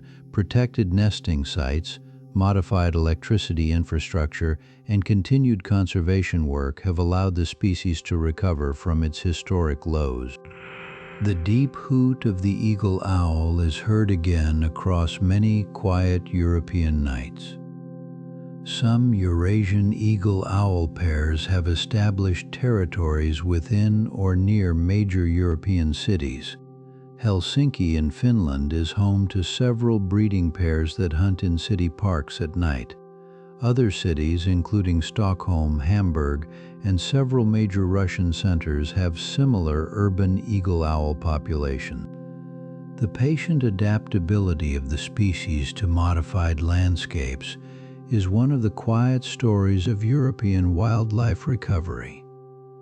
In modern wildlife photography and television, the Eurasian eagle owl has become one of the most iconic images of European wilderness. Its dramatic appearance, intense gaze, and impressive size make it a compelling subject for both still images and documentary film. Many people across the continent know the species mainly through these patient images, even if they have never heard a real eagle owl call in the night. Tonight, somewhere across the long forests, mountains, and quiet cliffs of Europe and Asia, Eurasian eagle owls are silently lifting from their daytime perches. Their large, soft wings are spreading wide. Their orange eyes are watching the deep dusk. Their quiet, patient territories are waking into the long, careful work of the night, exactly as they have for many countless generations. Despite their small size, all of these tiny owls share the basic features that define the owl family: silent flight, large forward-facing eyes, sharp talons, asymmetric ears in many species, and the ability to rotate the head far further than most birds. The patient package of owl adaptations works at almost any scale, from the massive eagle owl to the tiny elf owl. The patient, quiet pattern of nocturnal predator design has succeeded across the entire size range. Smaller owls have particular conservation challenges. They are often more sensitive to habitat fragmentation than larger species, requiring continuous forest cover for safe movement and breeding. They are also more vulnerable to predation by larger owls and hawks. Conservation programs in many regions have focused on maintaining old-growth forest patches and providing nesting cavities to support these patient small species. Tonight, somewhere across the forests of the world, the smallest owls are emerging from their quiet daytime cavities. Tiny Saw-Whets, Pygmy owls, elf owls, and many others are perching on small branches and beginning the long, quiet work of the night. They are no less skilled, no less patient, and no less essential to their ecosystems than their larger relatives. They are simply quieter, smaller versions of the same patient pattern. In the open meadows and quiet pine forests of the northern hemisphere live two closely related owl species that are often confused with each other. The long-eared owl and the short-eared owl share many features. Both have prominent ear-tufted feathers. Both prefer open or semi-open habitats. Both have similar sandy brown plumage. Yet their habits and lifestyles are quite distinct, and a careful observer can readily tell them apart. The long-eared owl is scientifically known as Ocelotus. It is a medium-sized owl weighing about 200 to 400 grams with a wingspan of about a meter. Its plumage is mottled brown and cream with bold dark streaking on the chest and a prominent facial disc. The most distinctive feature is the very long ear tufts, which can stand straight up like the prominent feathers of an alert horse. The long-eared owl ranges across nearly all of Europe, Asia, and North America. It prefers semi-open habitats, areas with patches of dense conifer trees for daytime roosting, surrounded by open meadows and grasslands for nighttime hunting. The species rarely lives in dense forest interiors or in completely open grassland. The patient combination of forest and meadow is essential to its way of life. During the day, long-eared owls roost in extremely well-camouflaged positions. They press their bodies tightly against tree trunks, with ear tufts erect and eyes nearly closed. Their mottled plumage blends almost perfectly into the bark of pine and spruce trees. A roosting long-eared owl can be virtually invisible from a distance of only a few meters. They are among the most cryptic of all owl species. In winter, long-eared owls sometimes form communal roosts, with several individuals gathering in the same dense conifer grove. These winter roosts can include dozens of owls in particularly favorable locations. The owls perch close together, often in the same tree or in adjacent trees, sharing the warmth and the patient safety of their group. The communal roost is one of the most charming sights of European and North American winter birdwatching. The diet of long-eared owls is almost entirely small mammals. Voles, mice, and small rats make up the vast majority of their food. They hunt by flying slowly back and forth over open meadows at dusk and through the night, listening for the small sounds of rodent activity in the grass below. Their hunting strategy is similar to that of barn owls, though they typically hunt in slightly different habitats. Long-eared owls do not build their own nests. They typically use the abandoned nests of other large birds, ravens, crows, magpies, hawks. The female chooses a sheltered tree nest in a dense grove and lays 4 to 7 eggs, depending on prey availability. The eggs are incubated for about 30 days, with the male delivering food to the female throughout the incubation period. The short-eared owl, scientifically Ocelotus, is a closely related but quite different species. It weighs slightly less than the long-eared owl, has a similar overall length, and shares the streaked brown plumage. However, its ear tufts are very short and often nearly invisible, giving the bird a much rounder-headed appearance. It also has shorter wings and a more direct flight than the long-eared owl. Unlike most owls, short-eared owls are often active during the day. They can frequently be seen hunting in late afternoon or even at midday, especially during the breeding season. Their open country hunting habits and large, bright yellow eyes make them one of the most observable owl species in many parts of their range. Birdwatchers in Europe, North America, and Asia often see short-eared owls without leaving daylight hours behind. The flight of the short-eared owl is one of its most distinctive features. The bird flies low over open ground, with deep, slow wing beats interspersed with long, graceful glides. Its wings are held in a slight V-shape, similar to the flight of a harrier hawk. The patient, deliberate flight pattern, combined with the open country habitat, makes the short-eared owl unusually easy to identify in the field. Short-eared owls live across an enormous range. They are found across most of North America, Europe, and Asia, as well as in South America, the Caribbean, the Galapagos Islands, Hawaii, and even some sub-Antarctic islands. The patient widespread distribution reflects the species' adaptability to open habitats wherever they occur. The Hawaiian subspecies, called the pueo, is one of the most isolated owl populations on Earth. Short-eared owls are one of the few owl species that nest on the ground. They build a simple, shallow scrape in the grass, often in marsh or grassland edges, and line it with stems and feathers. The female lays 4 to 7 eggs, sometimes more in years of high prey availability.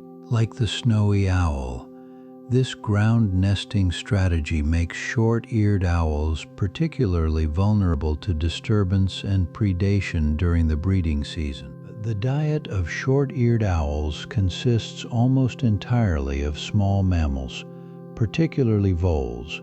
Their populations follow the patient cycles of vole abundance, with high breeding success in good vole years and reduced breeding in poor years.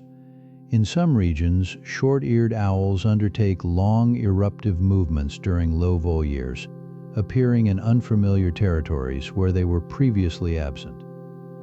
Both long-eared and short-eared owls have suffered significant population declines in many parts of their range.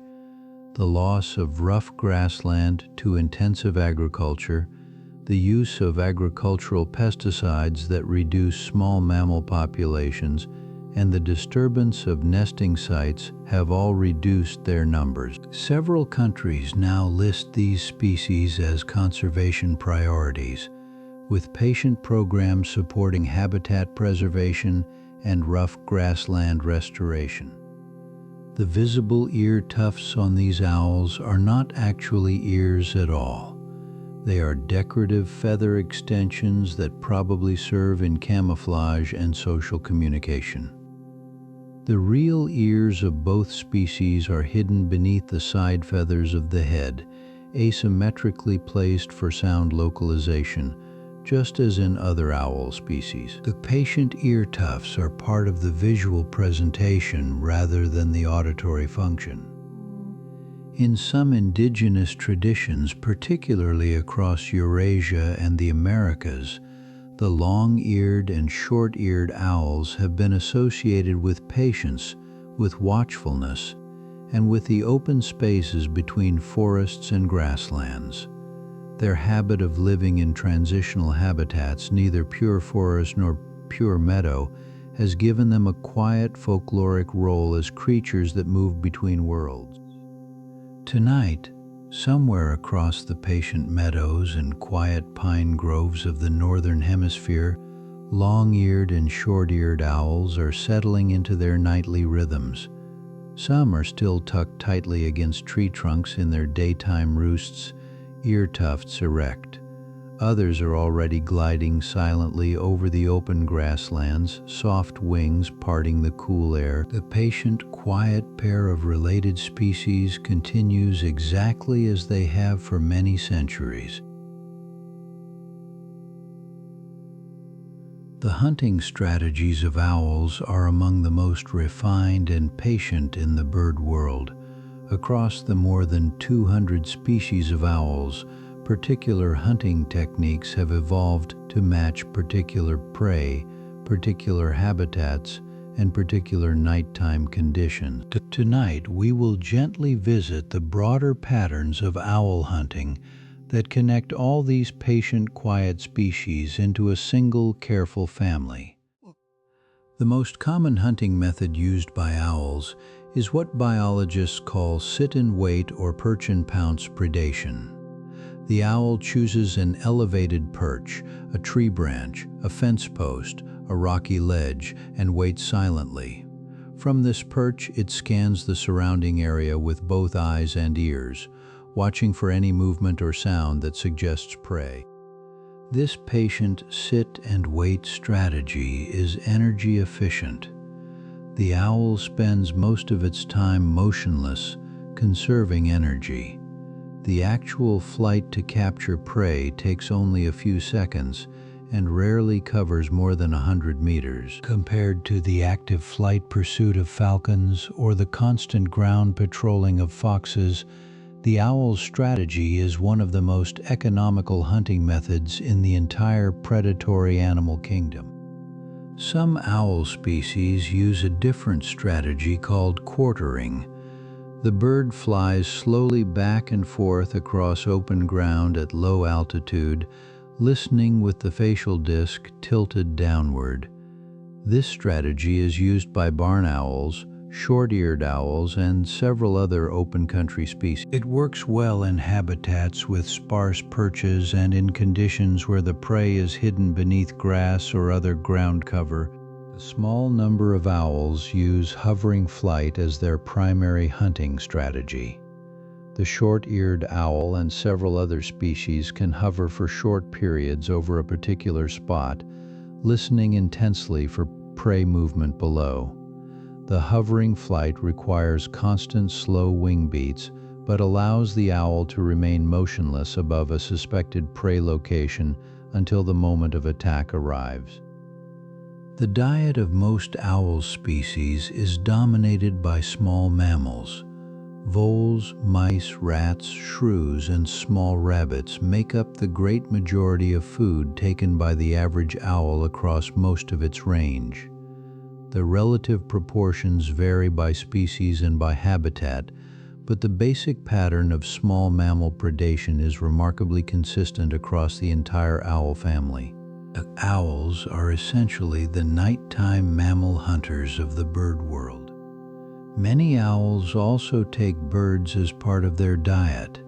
Sleeping songbirds are particularly vulnerable to nighttime owl predation, and several owl species have specialized in catching small birds at their roost sites.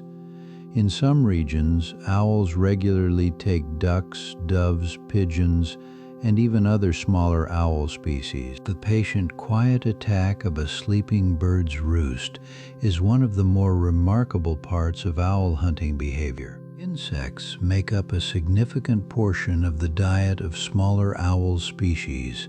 Elf owls, pygmy owls, and screech owls regularly catch beetles, moths, grasshoppers, scorpions, and centipedes. They may catch insects in flight on the ground or by reaching into crevices and cavities. The patient insect-eating strategy allows these small owls to survive in habitats where larger prey would be insufficient for their slower energy needs. Some owl species specialize in fish. The fish owls of Asia and the fishing owls of Africa hunt from low perches over rivers, lakes, and marshes. They drop into the water with talons extended, sometimes briefly submerging to grab a fish. The largest of these species, the Blakiston's fish owl of northeastern Asia, is among the heaviest owls in the world, with the largest females approaching 3 kilograms. The grip strength of owl talons is extraordinary across the family. Even small owls can exert pressures of several hundred pounds per square inch when squeezing prey.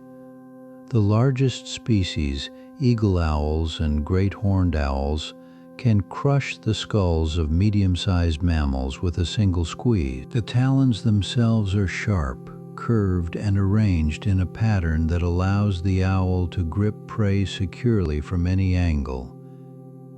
The strike of an owl on prey is precise and powerful. The owl arrives in silent flight, extending the talons forward at the last moment. The talons close around the prey with extraordinary force. In most cases, the prey is killed almost instantly by the impact and the talon pressure. The owl then carries the prey to a feeding perch, where it can swallow the prey whole or tear it into manageable pieces. Owls swallow most small prey whole. The digestive system processes the soft tissues, meat, organs, blood, but cannot dissolve hard material such as bones, fur, feathers, or insect chitin.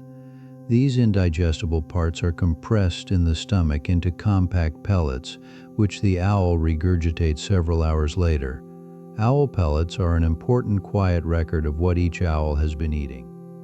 Scientists and naturalists study owl pellets to understand the diet of local owl populations. By dissecting pellets carefully, researchers can identify the species of small mammals being eaten, the relative proportions of different prey types, and the patient changes in prey availability over time. Owl pellets are one of the most useful and non-invasive ways to study both owls and the small mammal communities they hunt. The hunting territory of an individual owl varies enormously by species and habitat quality. A great horned owl in good habitat may defend an area of 1 to several square kilometers. A small Saw-Whet owl may occupy only a few hectares. A snowy owl on the open Arctic tundra may range across many tens of square kilometers in pursuit of lemmings. Each species has evolved a territory size that matches its prey density and mobility. Owls play an essential ecological role as small mammal predators. In healthy ecosystems, owls help to control rodent populations, prevent overgrazing of vegetation, and maintain balance among prey species. The patient, quiet predation of an active owl population is worth millions of euros per year in agricultural rodent control across major farming regions of Europe and North America. Owls are among the most economically valuable wild animals. Climate change and pesticide use are affecting owl hunting in many parts of the world. Changes in small mammal populations, alteration of natural cycles, and accumulation of agricultural chemicals in the food chain all impact owl populations. Patient long-term monitoring programs in many countries track these changes and inform conservation efforts to support owl populations through changing conditions. Tonight, somewhere across the patient forests and quiet meadows of the world, owls are hunting. Some are perched on high branches watching. Some are flying slowly over open fields, listening.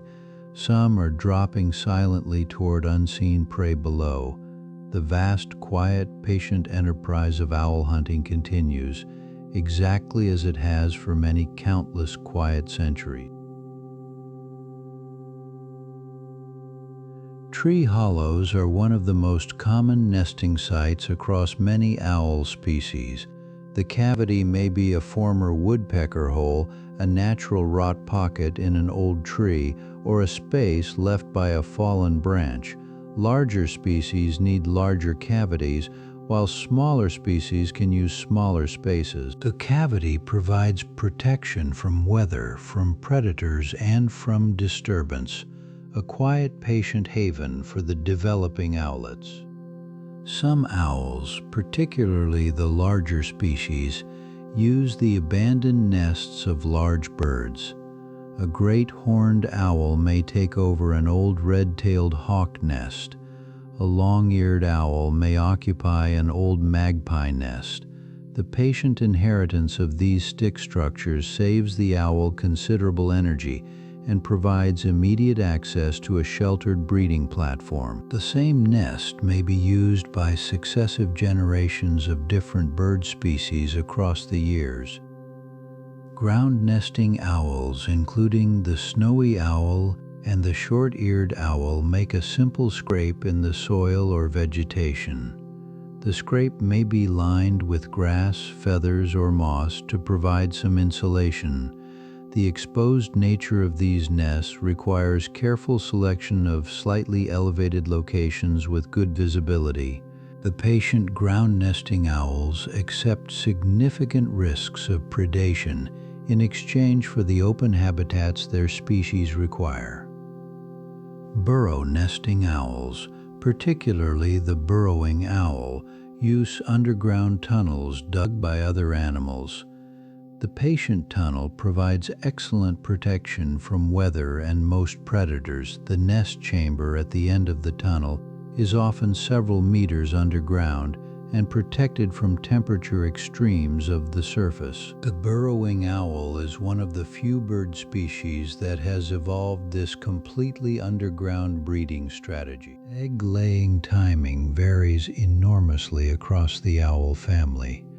Great horned owls lay their eggs in late winter, often before snow has melted. Most temperate zone forest owls lay in early to mid-spring. Tropical and subtropical species may lay at various times of year. Snowy owls lay in early Arctic summer when the long polar daylight provides constant hunting hours. Each species times its breeding to coincide with peak prey availability. The number of eggs in a typical owl clutch varies widely by species. Smaller species may lay only 1 or 2 eggs. Medium-sized species typically lay 3 to 7. Larger species may lay up to 12 eggs in years of high prey availability. Snowy owls and short-eared owls show particularly strong responses to prey abundance, with clutch sizes scaling dramatically with available food. Owl eggs are typically white or pale cream, smaller than those of similar-sized hawks and roughly spherical. The white color is unusual among bird eggs and may reflect the protected nature of most owl nest sites. There is little need for camouflaged eggs when the nest is hidden in a tree cavity or burrow.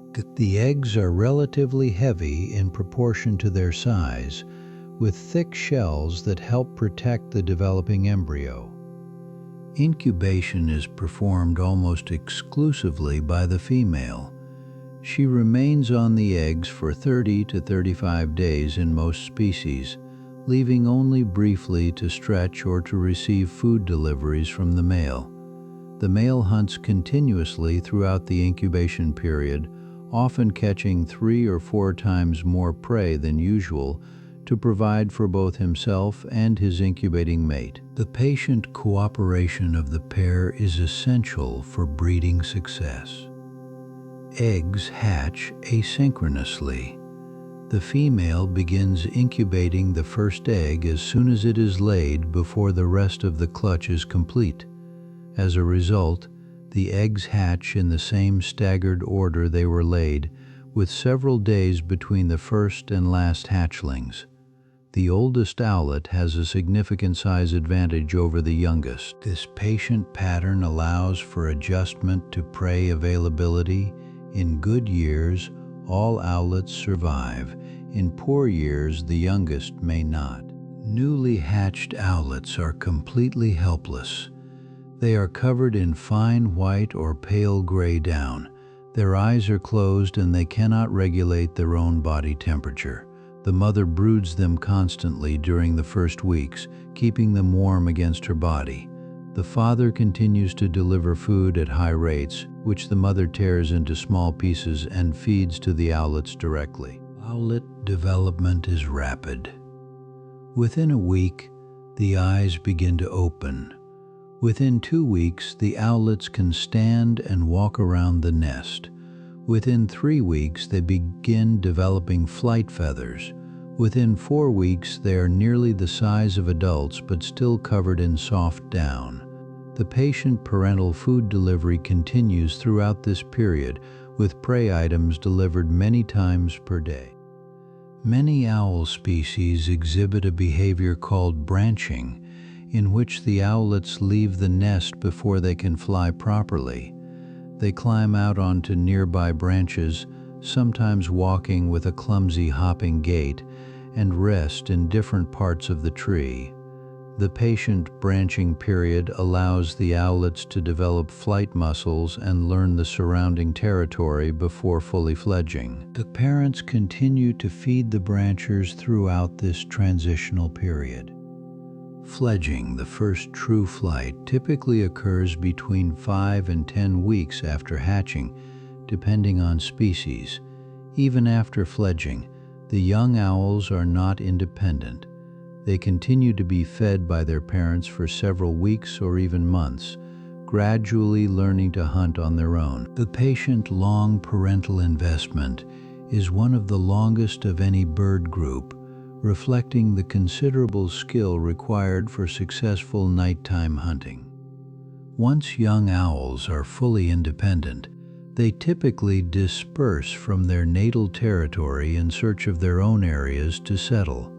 Some travel only a few kilometers, others may move tens or hundreds of kilometers before establishing territories. The patient dispersal patterns help prevent inbreeding and allow the species to colonize new areas. The many young owls do not survive their first winter, but those that do may live many years and raise their own broods in turn. Tonight, somewhere across the forests and grasslands of the world, owl pairs are quietly tending to their patient nests. Eggs are being incubated, tiny owlets are being fed. Young birds are practicing their first flights. The long, quiet rhythm of owl nesting continues, season after season, as it has for millions of years before any human ever wondered about the lives of birds. The Eurasian nightjar is one of the most well-known species. It breeds across most of Europe and Asia and migrates to Africa for the winter. Its calling display in early summer is a distinctive sound of warm twilight forests, a long, sustained chirring that can continue for many minutes without pause. Generations of European country dwellers have associated this patient sound with the long, warm evenings of June. The whip-poor-will is the North American counterpart to the Eurasian nightjar. Its name comes from its repetitive call, which sounds remarkably like the words whip-poor-will, often repeated hundreds of times in succession on warm summer evenings. The whip-poor-will lives in open forests across eastern North America and migrates to Central America for the winter. Its patient call is one of the most familiar sounds of warm summer dusk.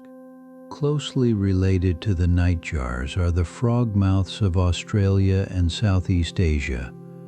Frogmouths are larger than nightjars, with stockier bodies and remarkably large flat heads. They have wide mouths similar to nightjars, but they hunt differently. Rather than catching insects in flight, they perch motionless on branches and drop down on prey on the ground. Their plumage is exceptionally cryptic, often mistaken for broken tree branches. The tawny frogmouth of Australia is the most widely known species. It is a medium-sized bird with extraordinary daytime camouflage. When alarmed, the bird stretches its head and body upward in line with the tree branch, tucks in its wings, and freezes completely. The combination of mottled gray plumage, half-closed eyes, and rigid posture makes the bird virtually invisible to passing observers. Many people walk past tawny frogmouths every day without seeing them. The Sri Lankan frogmouth and the Philippine frogmouth are smaller relatives that live across South Asia and the Philippines. They share the same patient cryptic camouflage and similar nocturnal hunting habits. Several frogmouth species have been the subject of careful conservation efforts in their respective ranges due to forest habitat loss. The patient, quiet birds are difficult to monitor due to their excellent camouflage. The potoos of Central and South America are another remarkable family of nocturnal birds. They are sometimes called wood ghosts because of their cryptic plumage and motionless daytime posture. The common potoo and the great potoo are the most familiar species found across much of Latin America. They perch on the tops of broken-off tree stumps during the day, looking exactly like extensions of the dead wood beneath them.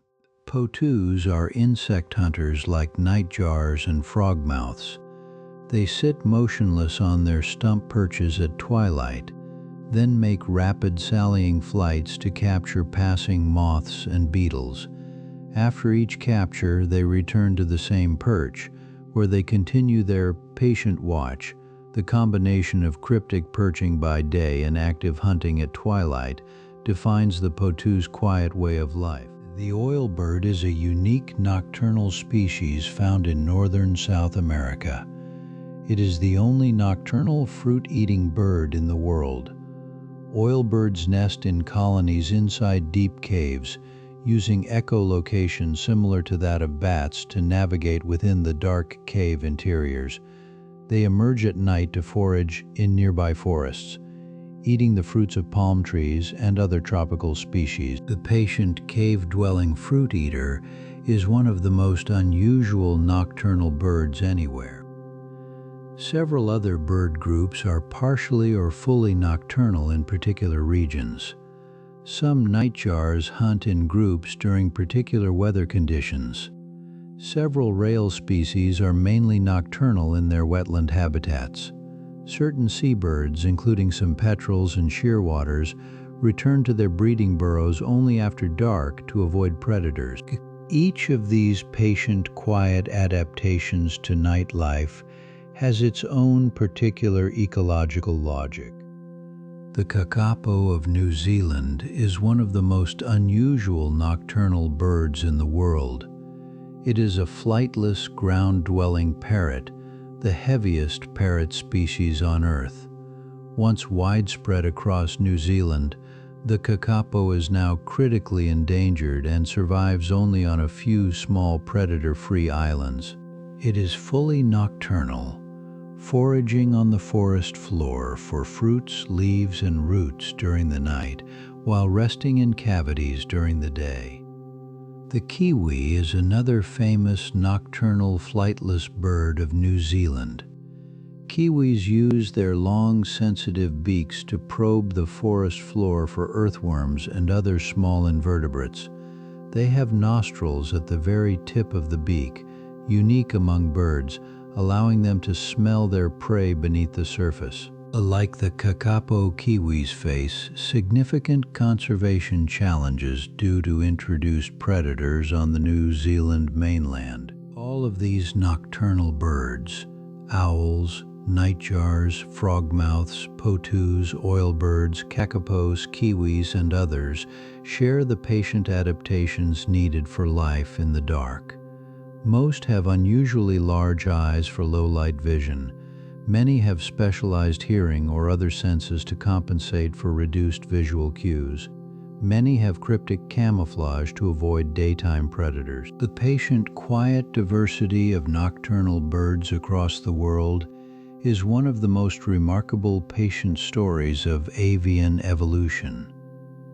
In modern conservation, nocturnal birds present unique challenges. Their nighttime activity makes them harder to count and monitor. Their cryptic daytime behavior makes them easy to overlook. Many species are declining without any single high-profile threat, instead suffering from a combination of habitat loss, light pollution, pesticide accumulation, and other patient-human pressures. Conservation programs for nocturnal birds require particular sensitivity to their quiet ways of life. Tonight, somewhere across the forests, deserts, and grasslands of the world, the other birds of the night are going about their patient, quiet business. Nightjars are calling from their twilight perches. Frogmouths are watching motionless from their tree branches. Potoos are stalking moths from broken stumps. Oilbirds are emerging from deep caves. The full, quiet diversity of nocturnal bird life continues, exactly as it has for many countless generations. Across nearly every human culture that has ever existed, the owl has held a particular place in stories, myths, and symbolic imagination. From ancient Greece to medieval Europe, from the Native American peoples to the Aboriginal Australians, from Japanese tradition to West African folklore, the patient, quiet bird of the night has appeared again and again in human thought. Tonight we will gently visit some of these long, quiet associations. Perhaps the most famous owl in Western tradition is the Owl of Athena, the ancient Greek goddess of wisdom. The little owl, scientifically Athene noctua, was named after her. Statues of Athena often showed her holding or accompanied by an owl. Coins of ancient Athens carried the image of an owl as a quiet mark of the city's identity. The patient association of owls with wisdom in modern Western culture comes directly from this ancient Greek source. In ancient Egypt, the owl appeared as a hieroglyph representing the consonant sound roughly equivalent to the letter M. The hieroglyph showed a barn owl in profile, with characteristic facial disc and pointed wings. The owl hieroglyph appears in countless inscriptions across Egyptian temples and tombs. Some Egyptian traditions also associated owls with the deceased and with the underworld, though the bird was not consistently a negative symbol. In ancient Rome, owls had a more ambiguous reputation. The Roman writer Pliny the Elder considered owls to be omens of death, and a sighting of an owl during the day was thought to predict misfortune. Yet the same culture also adopted the Greek tradition of the owl as a symbol of wisdom in many philosophical and educational contexts. The patient bird carried multiple meanings even within a single cultural tradition. In the Native American traditions of North America, owls appear in many different roles depending on the specific people. Some Pueblo traditions associate the burrowing owl with patience and with the underworld. Some Cherokee traditions consider owls to be messengers between the living and the dead. Other peoples view owls primarily as practical hunters and admire their quiet skill rather than viewing them through any particular spiritual lens. In the traditions of the Aztec and Maya civilizations of Mesoamerica, owls held particularly strong associations with the underworld. The Aztec god of the dead, Mictlantecutli, was sometimes depicted with owl features. The hooting of an owl near a house was considered an omen that someone would die soon. These patient associations gave owls a quietly fearsome reputation that persisted into colonial Mexican folklore. Hindu tradition includes a particularly positive association with owls. The goddess Lakshmi, who represents wealth and good fortune, is sometimes depicted riding a white owl as her vehicle. The owl symbolizes wisdom and patience in this tradition, and is seen as a quiet protector of accumulated knowledge and resources. Modern Hindu festivals occasionally feature owl imagery in this auspicious context. In Japanese tradition, the owl carries multiple meanings. The Japanese word for owl, fukuro, can be written with characters that suggest good fortune, fulao, or protection from suffering, bokuli. For this reason, owl figurines are often given as gifts to bring patient luck and protection. Cafes featuring live owls, owl cafes, became popular in Japan in the early 21st century, reflecting modern affection for the bird. In medieval Europe, the owl had a generally negative reputation. Owls were associated with witchcraft, with the devil, and with death. Their nocturnal habits, their large staring eyes, and their eerie calls were viewed with suspicion.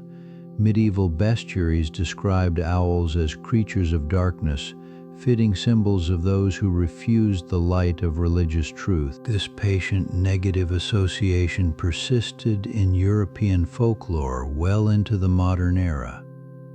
In Africa, owl symbolism varies enormously by region and people. Among many West African peoples, owls are associated with witchcraft and traditional medicine. The patient, quiet birds appear frequently in stories about powerful spiritual figures and their nighttime activities. Among the Yoruba, the owl is sometimes called Olugban, the wise one, and serves as a quiet symbol of accumulated knowledge.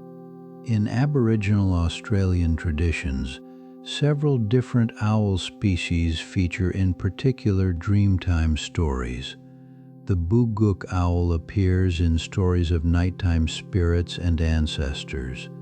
The southern bubuk is sometimes called the mopoke, after its characteristic two-note call. Each of the major Aboriginal language groups has its own distinct stories about the patient, quiet birds that share the long nights of the continent. In modern popular culture, owls have undergone something of a renaissance.